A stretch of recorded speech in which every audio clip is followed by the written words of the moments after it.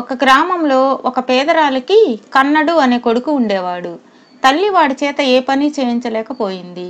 ఎవరి దగ్గరన్నా కమతగాడుగా పెడదామంటే నేను ఎవరి కింద పని చేయను అని వాడు మొండికెత్తేవాడు. పేదరాలికి 2 ఆడబాతులు, ఒక మగబాతు, 16 పిల్లబాతులు ఉండేవి. ఒకనాడు వాడు తల్లితో పిల్లబాతులను పట్నంలో అమ్ముకొని వస్తానని బయలుదేరాడు. పట్నంలో వ్యాపార స్థలం పెద్ద సంతలా ఉంటుంది. కన్నడ బాతులను తోలుకొని అక్కడికి చేరేసరికి వీరాస్వామి అనే ధనికుడు వాణ్ణి చూసి, బాతులను ఎలా అమ్ముతావు అని అడిగాడు.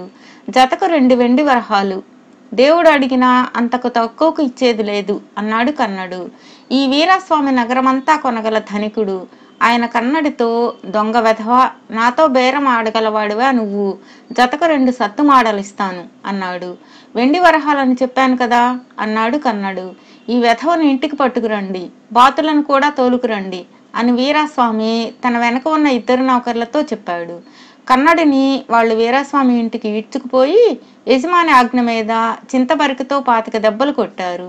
బాతుల ధర వాడికి ఆ రూపంలో ముట్టింది. మరి దెబ్బలు తిన్న కన్నడు, దీనికి 3 ఇంతలు వసూలు చేయకపోతే నా పేరు కన్నడే కాదు అన్నాడు. వీరాస్వామి మరింత మండిపడి కన్నడిని మరో 30 దెబ్బలు కొట్టించి పంపేశాడు.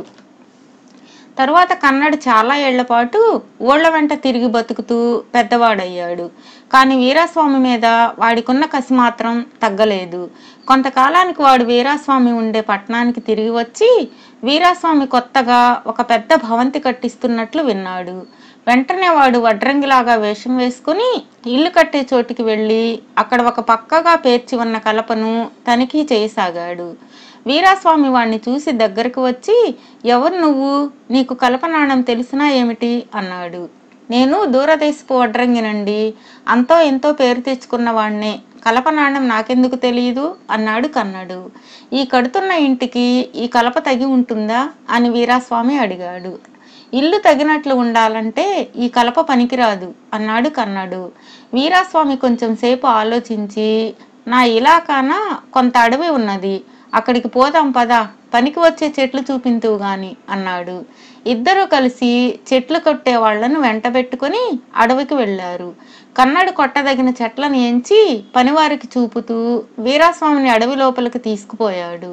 నిర్జనమైన ప్రాంతంలో కన్నడు వీరాస్వామికి ఒక చెట్టు చూపించి, ఇది ఉత్తమోత్తమైన చెట్టు, దాని కైవారం కొలవండి, ఎంత ఉందో చూస్తాను అన్నాడు. వీరాస్వామి తన 2 చేతులతో చెట్టును చుట్టాడు. కన్నడు తన బొడ్డులో నుంచి ఉచ్చుతాడు తీసి వీరాస్వామి 2 చేతులను కలిపి తగిలించి బిగించాడు.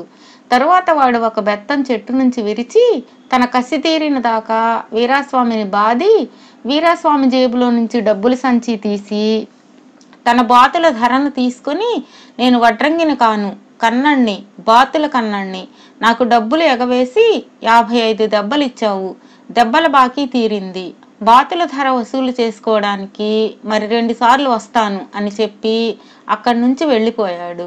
వీరాస్వామి మనుషులు తమ యజమాని కోసం చాలాసేపు వెతికి చివరకు జాడ తెలుసుకొని ఆయనను ఇంటికి చేర్చారు. వీరాస్వామి దెబ్బల బాధతోనే కాక భయంతో కూడా మంచం పట్టాడు. కొద్ది రోజులు గడిచాక వీరాస్వామి మంచం పట్టినట్లు కన్నడికి తెలిసింది.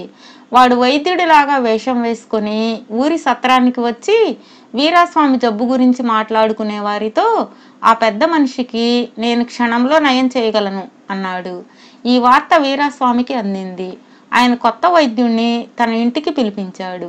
నేను మళ్ళీ లేచి తిరుగుతానంటారా ఆచార్యులు గారు అని వీరాస్వామి బాతుల కన్నడిని అడిగాడు. ఎందుకు తిరగరండి, రాంబాణం లాంటి ఔషధం తయారు చేస్తాను అని కన్నడు ఇంట్లో ఉన్న నౌకర్లలో ఒకణ్ణి ఒక దినుసు తెమ్మని పంపాడు. వాడు వెళ్ళాక ఇంకో దినుసు తెమ్మని ఇంకొకడిని పంపాడు.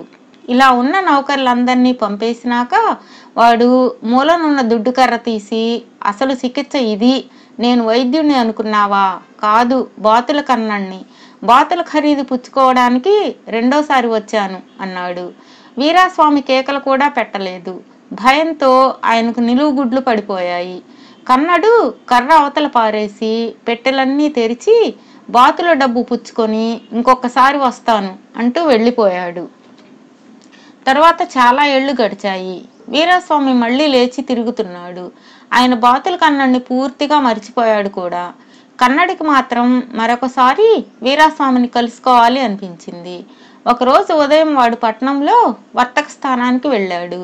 వీరాస్వామి ఇంకా అటుకేసి కూడా రాలేదు. ఒక మనిషి గుర్రాన్ని అమ్మజూపుతూ కన్నడిని గమనించాడు. కన్నడి దాని గురించి అడిగితే, ఈ గుర్రాన్ని మించి పరిగెత్తగల గుర్రం ఈ దేశంలో లేదు అన్నాడు ఆ మనిషి. నేను చెప్పినట్లు చేశావంటే నీ గుర్రాన్ని నేనే కొంటాను అన్నాడు కన్నడు. ఏం చేయమంటావో చెప్పు అన్నాడు ఆ మనిషి. బండి మీద షావుకారు వీరాస్వామి వస్తూ ఉంటాడు. నువ్వు ఎదురు వెళ్ళి ఆయనతో నేనే బాతుల కన్నణ్ణి అని గట్టిగా అను అని వెంటనే వేగంగా కూడా వచ్చేయి, లేకపోతే చాలా ప్రమాదం అన్నాడు. గుర్రం అమ్మేవాడు తన గుర్రం మీద ఎదురు వెళ్ళి జోడు గుర్రాల బండిలో వస్తూ వీరాస్వామి కనిపించగానే నేనే బాతుల కన్నణ్ణి అని చెప్పి గుర్రాన్ని దౌడు తీయించాడు.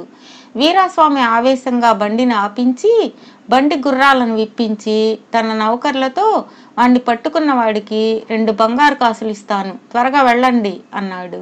వీరాస్వామి నౌకర్లు బండి గుర్రాలనికి బయలుదేరారు. వీరాస్వామి బండిలోనే ఉండిపోయాడు. అప్పుడు కన్నడు ఆయనను సమీపించి, బాతుల కన్నడు ఆ మనిషి కాదు నేనే అన్నాడు. వీరాస్వామి భయంతో కొయ్యబారిపోయాడు.